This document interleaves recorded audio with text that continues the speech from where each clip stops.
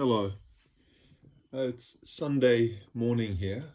You can hear the birds chirping in the background, maybe.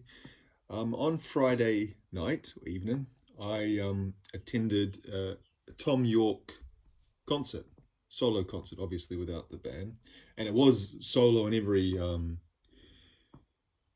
way you could imagine because it was just him on stage. There was no backing band at all. It was just little Tom on stage, surrounded by a whole bunch of keyboards and synths and drum machines and piano and a couple of guitars.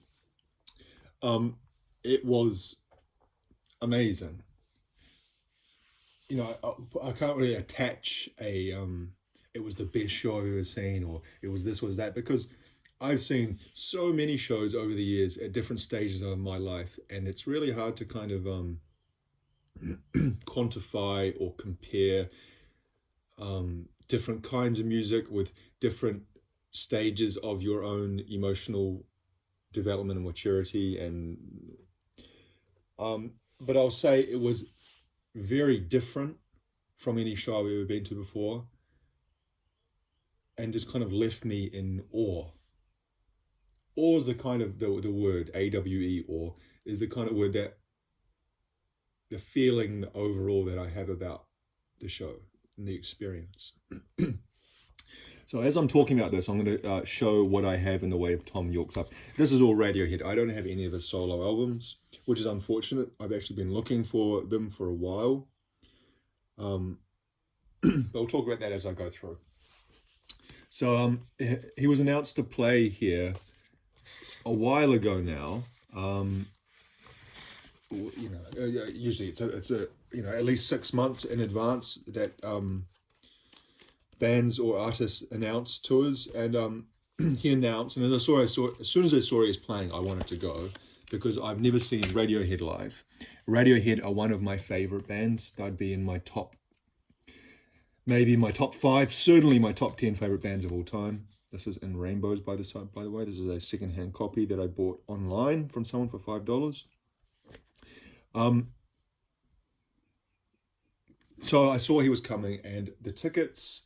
He played in an indoor arena in Auckland, the largest arena. Well, it's the only. Oh no, we have a few arenas, but anyway, it's called Spark Arena, and it's right in the center of the city. And tickets on the floor closest to the stage at stage level were over $200 each, New Zealand. I think they're $250, and then I think right at the front maybe up to $300 or $400.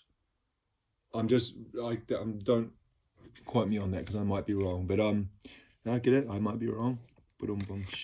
Um, but I couldn't afford that.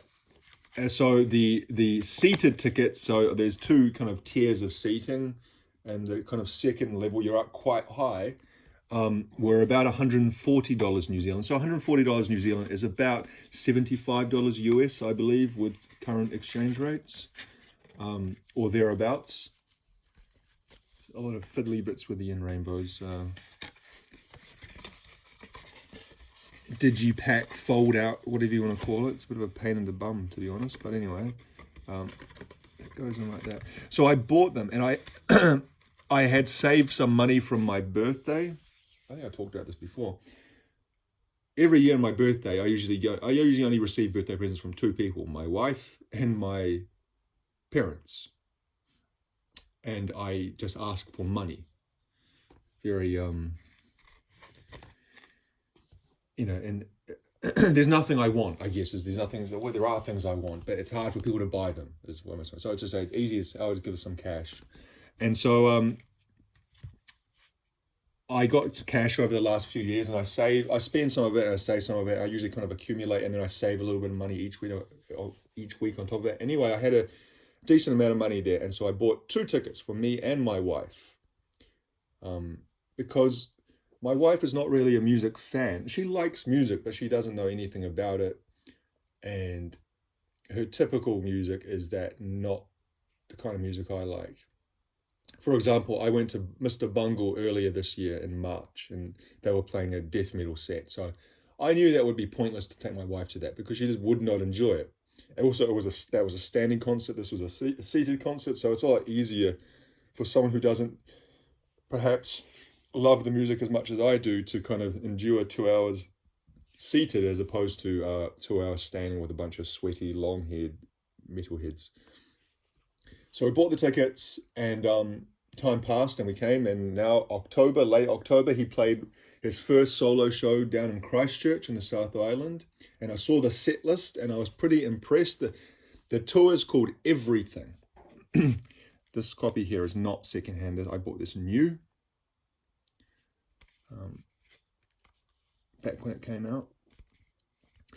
It's called Everything, and in the kind of write-up it said he was going to cover every part of his career, every project, from Radiohead to the solo stuff to Atoms for Peace to The Smile. More recently, he's been doing with Johnny and whoever their drummer's name is, I can't remember. He's done other projects with just artists, like on one-offs, like he's worked with DJ Shadow and Bjork and PJ Harvey and what else has he done? Oh, the Suspirium soundtrack. I said his own solo stuff. He's done, what, 3 solo albums now? 2 or 3 solo albums. And he's just done recently another soundtrack, Confidenza, an Italian, I'm probably pronouncing it wrongly. This is secondhand, King of Limbs. Got this for $5, the same time as I got In Rainbows. A pretty simple package. It's just basically fold out into the center. You got some artwork here, and the CD slips in here. And so, sorry, I'm kind of not really describing this very well. I'm kind of all over the place. But anyway, Friday night, first night ever that me and my wife at the same time spent away from my son. So I've independently we've spent time because my wife is she's gone visited back places and I would stay here and look after my son, and same for me. I've been to places and my wife stays and looks after my son, but this is the first time ever in his 7 years that neither of us were with him. So he stayed with my parents, his grandparents. So that was kind of like I know that might sound very all modern parenting, and all what's the big deal of letting your son, and it isn't a big deal in some ways, but at the same time it is a big deal, kind of. A small family with just one kid, you kind of become very tight, I guess, very, in some ways, insular, and so it's kind of hard to kind of let that go. But anyway, it's a necessary development stage, isn't it? The kid's got to get some not independence, but at least having used to not being. But at the same time, my wife's not from New Zealand, and she says in her country, you don't stay away from your family, your parents, like sleepovers and stuff like that. Even like kind of in teenage years, are just not common at all. I was asking her the first time that she stayed away from her parents, and she said it was when they went on like a school trip in like middle school, like kind of when she was about 13 or 14 was the first time. Whereas when I was a kid, the first time I stayed away from my parents was, again, I stayed at my grandmother's probably when I was about 5 or 6, and I had sleepovers with friends, maybe when I was a little bit older. Anyway, so that was kind of an added thing. We drove over to the city, got a park, walked up to the, this is secondhand by the way, you can see one of the hinges is broken. I bought this in South Korea for 8,000 won, which is about $5 US, amnesia. Got up into the into the venue. It probably holds about 8 to 10,000 people in the configuration they had it set up last night. He had 2 shows back to back in Auckland, Friday, and just last night, Saturday, he played another show, which I didn't go. And the first show was sold out, the show that we went to. The second show would have been close to sold out, but I'm not sure if it did sell out. They had a merch stand in front of the venue selling T-shirts. T-shirts were 75 New Zealand dollars, which I guess is about 35 to 40 US dollars. I don't know what that sounds to you, if you're from America or the UK, how that sounds. For me, that is insanity, insane prices. And it kind of, I can separate the two things. Um, but Thom Yorke can't be hurting for money, surely.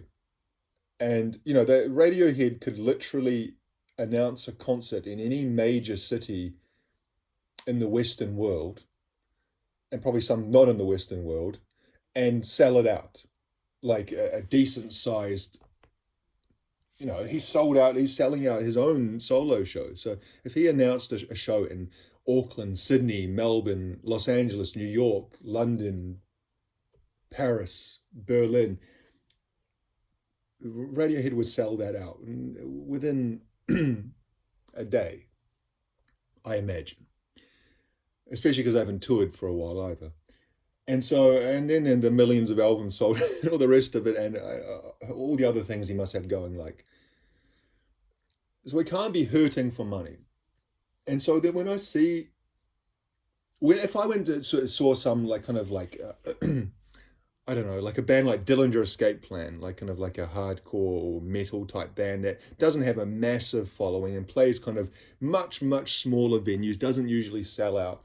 If I see t-shirts at their show for that price, well, you think, okay, well, they're trying to supplement their tour income, and merch makes up a big part of touring nowadays, touring profit. Thom was there by himself. He didn't have a band to play. It's just him on stage. There's no other offsiders that he's got to pay out a salary. So I'm sure he's got tour manager and techs with him and stuff like that, and soundmen. And tours are expensive endeavors in 2024. I absolutely understand it. And it sounds like I'm complaining. It's kind of surprising to see. It's almost like, it feels like price gouging. $75 New Zealand dollars for a t-shirt. And then they had tour posters. Just like, I guess A0 size, how you would imagine a poster on a wall in a bedroom or something. And they were $40. It's just a printed piece of paper. Maybe it's got a bit of gloss on it, but it's... Anyway. Okay, computer. One of the greatest albums. This copy actually is it in here? I've been listening to them a lot. So some of them are in the sleeves that I took in the car. I think Kid A, for example, I left in the car. Is it? Maybe it's OK Computer in the car. Oh no, here it is. Here's OK Computer. An album I bought new for the first time in 1998. In many ways, it was very life-changing. Like, I have such vivid memories of this album and of listening to this and of the feelings and the stuff that happened at the time.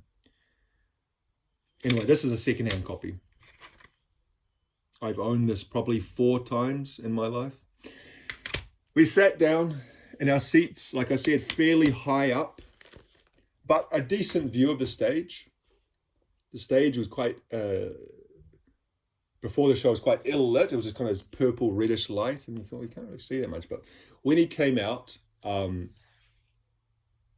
it lit up more, and kind of you saw a lot of big video screens, actually huge video screens, which again is another touring cost I know. Obviously, he's transporting some of this stuff. So the huge video screens, and the video screens and the images on them were kind of one, not so the highlight, but really added to the performance throughout the songs. But anyway, we'll get to that as we go. So his first song that he came out was The Eraser, I believe. I should get the set list so he started off just by himself at the piano, just him playing at the piano. So just a man at the piano, no kind of backing track.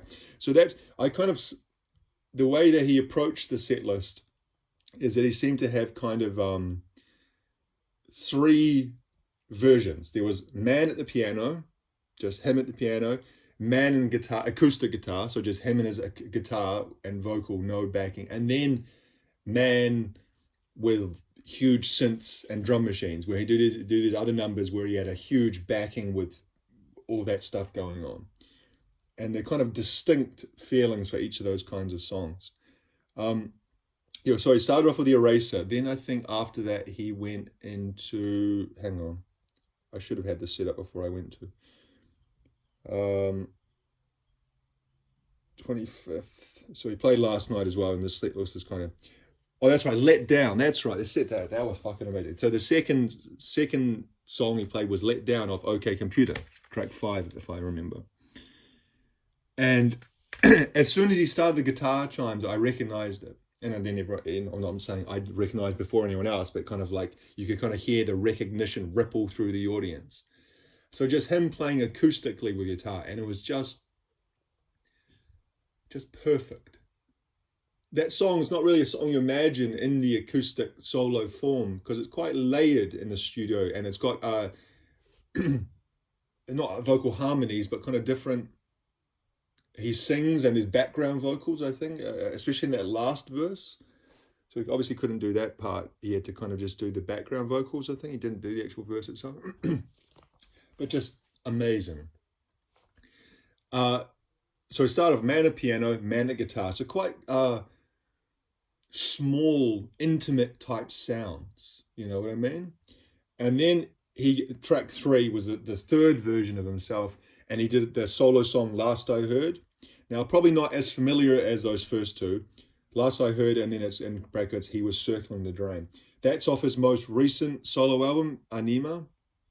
And that's an amazing song. Really, it's got this super dark, ominous kind of bass line, bass synth throughout it. And the video, if you haven't seen the video is amazing as well. You can see it on YouTube. But that song was just massive. That filled the whole arena. Like this, thumping bass, but just really intense. And though, those first 3 songs kind of were the perfect illustrations for what he would be switching between throughout the show. So I won't go through every song. He played Packed Like Sardines in a Crushed Tin Box, which was from Amnesia. Panavision, Fake Plastic Trees. So I played Fake Plastic Trees. Solo acoustic, obviously from The Bends, another secondhand copy. I've owned this new twice. I owned it new on cassette back in the 90s. Then I bought it on CD. And this is my third copy, which is a secondhand CD copy. For many people, we say, you can see the original owner's name, Sophie, that you kind of break Radiohead fans into 2 groups. There's those who preferred the pre or up into OK Computer, the first 3 albums, which were much more guitar based. And then there's the others who not prefer, but kind of came along for the ride for the post Kid A onwards albums. And I'd say I'm definitely the second. I'd say my favorite Radiohead album is Kid A. Very closely followed by OK Computer. And then maybe In Rainbows, maybe Amnesia, then The Bends. I don't know. What I'm saying is that I straddle the 2 sides. I can see the beauty and the greatness of both periods, all periods of their career. So anyway, carrying on through this track list, Truth Ray, Atoms for Peace, Unmade, Present Tense, which was amazing. Present Tense from Moonshaped Pool. Not the News, Hearing Damage. Hearing Damage was probably one of my highlights of the set. Hearing Damage is... What album was Hearing Damage on? I know the way that I discovered it was on one of the Twilight New Moon soundtrack, the vampire movies. It was included on that. That was the first time I heard it. I'm not sure if it's been on one of his other solo albums as well. But anyway, that's a great song. He did a solo version of Kid A from Kid A. Now, Kid A is the only one I don't have here. Kid A, the CD currently is in the car because I was listening to it yesterday, but I don't have the case for Kid A. So every other Radiohead album I have, except I only have the disc for Kid A, not the jewel case and artwork, because I stupidly got rid of it about 15 years ago, but kept the disc. So small blessings. What was I saying? I was saying Hearing Damage, and then I said, oh, that's right, Present Tense. Oh, am I going backwards here? I'm going backwards. Kid A, that's right, a solo version of Kid A. So if you know the song Kid A, it's track 2 on the album. it's that album was amazing for me when I was well, how old? It came out in 2000, so I would have been about 19. Up until that time, my music fandom had been rock, alternative rock, metal, songs that had verses and choruses. That's how I understood music. I'm sure there are a few songs that I knew at the time that maybe I'd even realize didn't follow the traditional songwriting structure. But I loved Radiohead so much. And I remember before Kid A came out, I remember someone in a record shop saying, oh, the new Radiohead album, it's not songs. Like, it's just sounds. And I was like, what? So I got it. And I remember me and my girlfriend at the time, again, such a vivid memory of this, sat down and put the CD on and listened to it from beginning to end. And it was so different from anything I'd ever heard before. Now, I know probably seasoned music fans at the time, they'd heard those, said, oh, that was influenced by this band and that artist, and that wasn't that. But for me, it was completely different. The songs didn't have choruses, or most of the songs. I guess Optimistic kind of has a chorus, but just completely like formless, and opened my mind to music in a way. There's like a few key albums in my youth, because as you're older, you have these things and they're not as impactful. But when you're young, they're like signposts and give you this new direction in which to discover things. And that's how I felt about Kid A. And that song, Kid A, from the album, it's bizarre. It's like a journey. The way I always imagined it is like a futuristic city, and this kind of like spaceship kind of floating through the city. Ding, ding, ding, ding. And then it's kind of like moves in this weird way. The vocals on the recorded version are much more processed and distorted, whereas his last night, he was not distorting them as much. After that, what do we get to? Volk, which is this massive electronic number, fucking immense and so dark, like a horror movie soundtrack. Listen to that song if you haven't. Volk. Videotape, he did a solo on the piano, beautiful. Videotape is the last song from In Rainbows. If you never heard it, he's singing a song. The videotape is like he's imagining he's died and gone to heaven, and they play him a videotape of his life, of all the greatest moments, most beautiful moments of his life. And that's what the lyrics are saying. When I'm at the pearly gates, this will be on my videotape. Like every song, I'm like, that was amazing. But it was. Every song was amazing. Reckoner from, again, In Rainbows. He did that with just him and his guitar.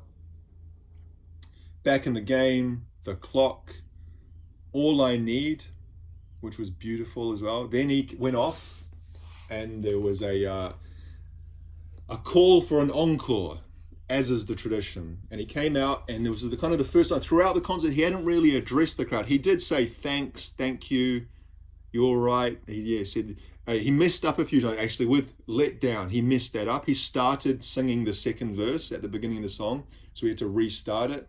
And then with another, I think was it Volk? Or was it Back in the Game? He had to restart the synthesizer because it he'd messed up in some way, and he kind of like made a joke about that. But he actually hadn't really directly said, oh, good evening, Auckland, thank you for that, or anything like that. But when he came out for his encore, he said, thank you. And he said he wanted to thank all the artists he'd ever worked with throughout his career, because there had been so many. And he said he hates working by himself, so he appreciates, the artists. And then he went into Cymbal Rush, and then the last two songs, Perfection, everything at its right place. First song from Kid A, one of my favorite Radiohead songs ever. And the way it started, that with the what is it, like a keyboard or synth riff that he does, and it kind of just, it's such an instantaneous song. It's not like a song's got a build up. It comes in immediately with that melody, and the video screens fit perfectly I'd say maybe the highlight of the set for me. Yesterday I woke up sucking on a lemon and all that. And then the last song, how do you think? So the night before in Christchurch, he finished off with Karma Police. To be honest, as much as I love OK Computer, Karma Police and No Surprises, I've kind of heard too many times and I really don't like them anymore as much. I never really liked them as much. They kind of, I felt were the two, like, I know they're good songs, but just personally, there's so many other, basically any other song off this album I'd rather have than Karma Police and No Surprises. Same thing on The Bends. You know, High and Dry and Fake Plastic Trees, I guess the two most famous ones. But any other song off this album I'd probably prefer. So what would you guess he played? He played Lucky from Kid A. Sorry, from OK Computer. Jesus, I got Kid A on the brain. Track 11. Which, when I was a young man, was one of my favorite Radiohead songs. I remember at high school writing the lyrics for that on my exercise book, like kids do. Pull me out of the air crash, pull me out of the lake, all that. So it was just him and his guitar. And again, perfection. I use that word a lot. Throughout the night, like I said, the video screens were like these bizarre like shapes and colors, and some were like, it was capturing him, but it was completely distorted that you wouldn't even recognize it was a human face. It was kind of, but when he moved, you could see it was him. It so perfectly fit the music and the experience. The majority of concerts I've gone to through my life have been rock, hard rock, heavy metal concerts. I've been to a few other things, like a couple of years ago I went and saw Men I Trust, and that kind of like an indie dream pop, but still based in alternative rock, really. And I guess Thom Yorke, of course, is based in alternative rock as well. But most of the other shows have been much more high energy, and you got to get in there and jump around. And, you know, like I said, the most recent concert I saw before this was Mr. Bungle, you know, Mike Patton's band. And he was playing with Dave Lombardo from Slayer and Scott Ian from Anthrax. And the Melvins opened for them, you know, the godfathers of grunge. And it was, you know, you're in there shoulder to shoulder with people. It's sweaty and everyone's fucking head banging, and you can imagine. But this was completely different.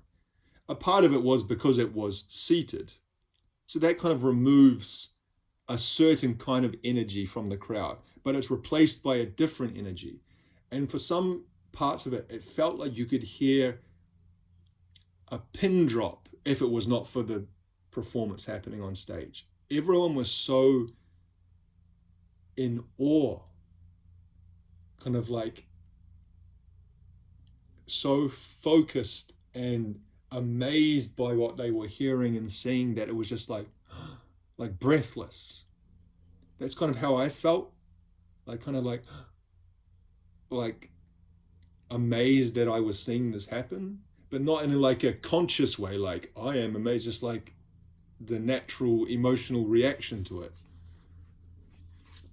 Every now and then, especially at the start of the concert, there would be someone, like it would be like this really quiet part of the song, like when he's doing Let Down and the kind of the intro and the guitar, and there would be some person go, woo, or yeah, or fuck yeah, or something, like, you know, hooping and hollering like an idiot.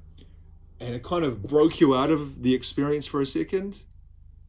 And I thought, part of me was me thinking, oh, I'm just getting old, and that kind of thing bothers me now. But then after I read reviews online, like people on forums who went to the show were writing, and a lot of people said exactly the same thing. They're like, oh God, I couldn't stand it when someone was screaming, I love you, Tom, or something like that, because it kind of like, it like shook you out of it for a second.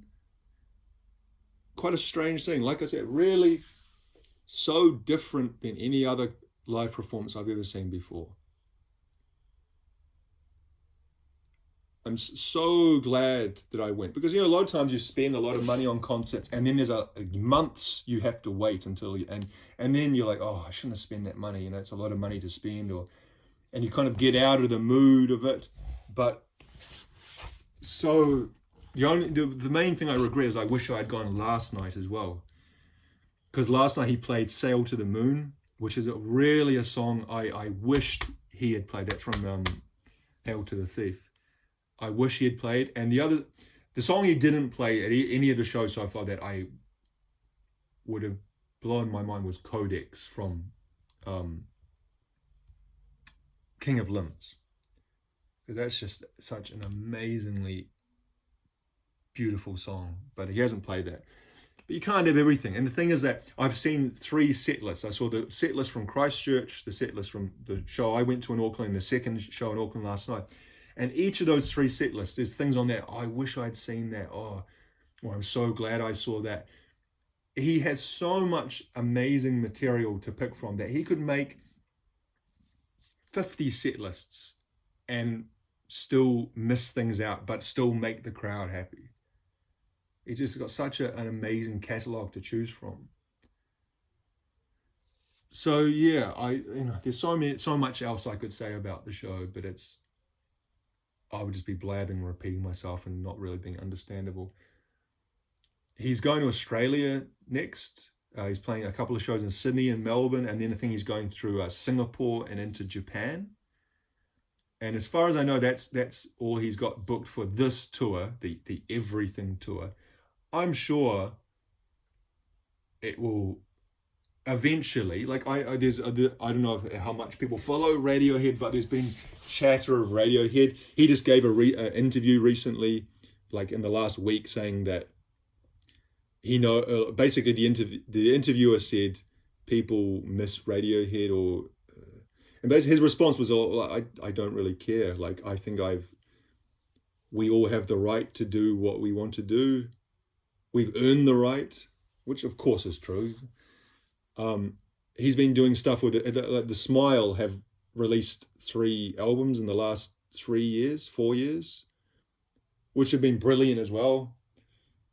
I particularly recommend the song Wall of Eyes. Got a great video done by Paul, who's the director they always work with? Paul Thomas, the guy who did There Will Be Blood, that Hollywood director. He's done a few videos for Radiohead. He also did Daydreaming from Moonshaped Paul.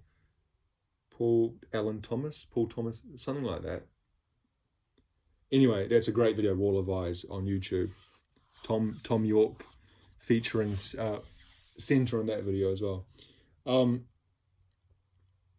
So there's a lot of chatter about what's Radiohead's future. They haven't toured since 2018. They haven't made an album since 2016. That's 8 years. And there was tour. They got together and rehearsed this last summer, Northern Hemisphere summer. And so people thought, well, does that mean they're going to tour? Or does that mean they're getting ready to write an album? Or have they already written an album? No one knows about it. So who knows what his next move will be after this tour ends?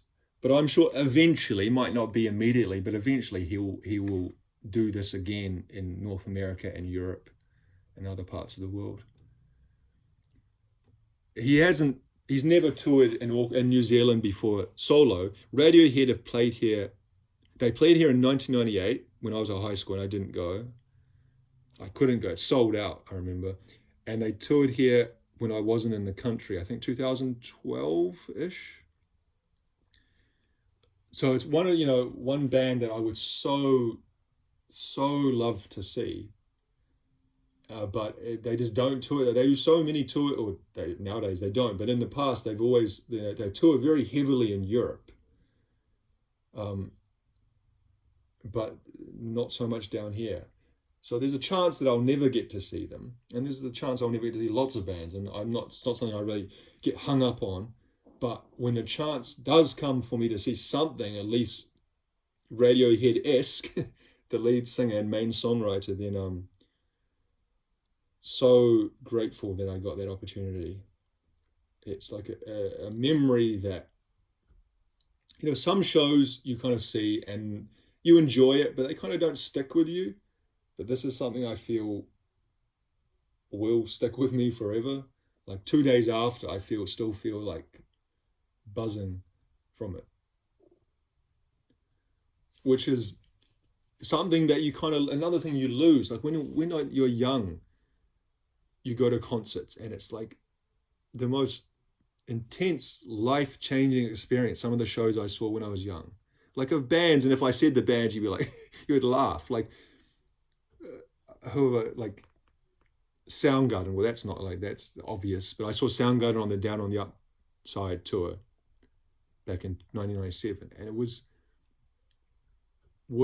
I can't put into words how much that blew my mind as like a 16-year-old kid. Or Korn. Now, I know that kind of new metal music is kind of like a dirty word and like people sneer at it. And in some ways I do, but Jesus Christ, did that concert blow my mind and stick with me for years. But as you get older, you get more experience with life and things don't do that. They don't affect you as viscerally, which is kind of sad. I've been to concerts and it's kind of like, yep, that was cool.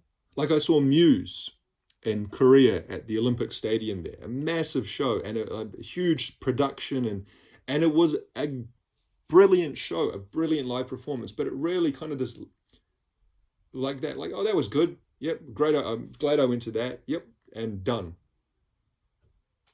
You kind of barely ever think about it again. But this feels different. It feels like,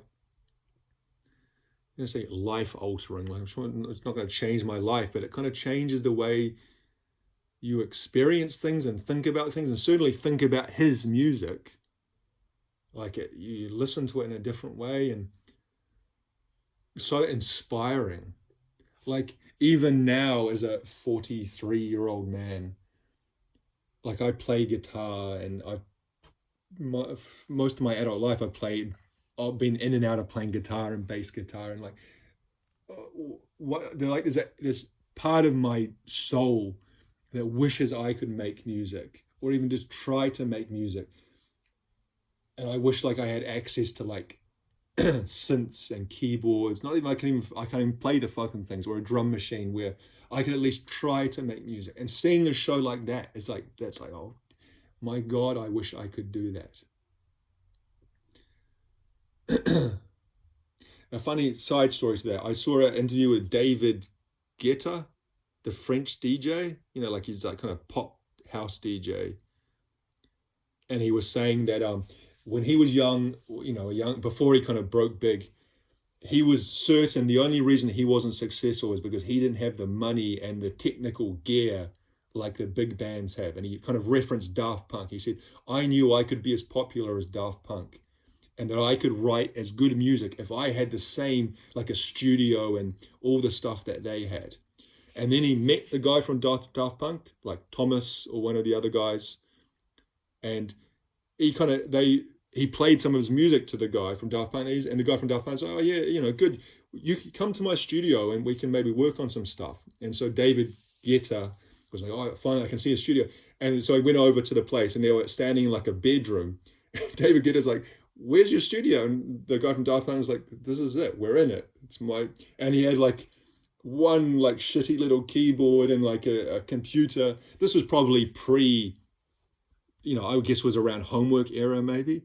And David Guetta like realized like, oh, it's got nothing to do with the gear. Just this guy's a genius. He could make good music on anything. It's kind of like a funny story how we kind of make these excuses to ourselves. Anyway, I'm blabbing. It's almost 40 minutes, and I'm sure no one's going to listen to 40 minutes of this rambling. But yeah, Thom Yorke. Sorry, there's no Thom Yorke albums. Thom Yorke solo albums to show there. I would like to have any of them, but they're not that easy to find. But perhaps I will purchase one in the next short while, if possible. Anyway, thank you very much for watching. And if you listen to all of this, thank you. See you later.